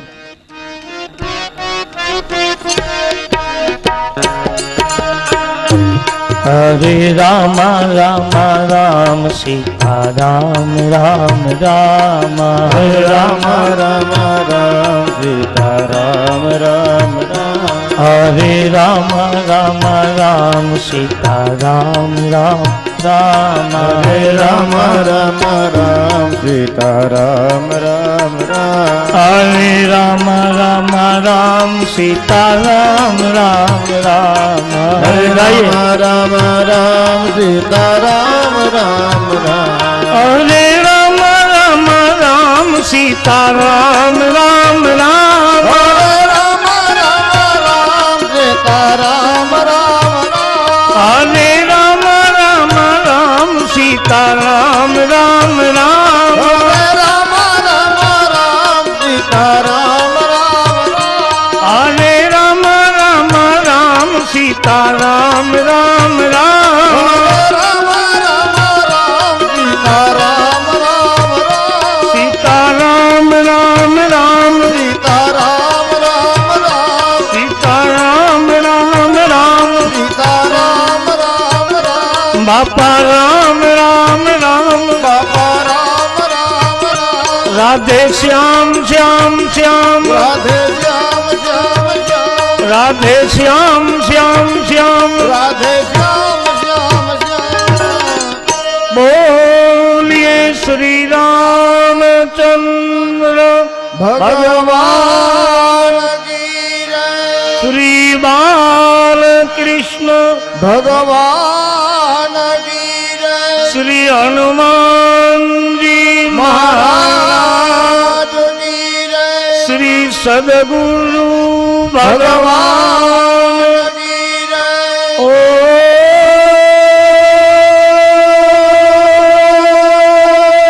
ઓમ નમઃ પાર્વતી પતે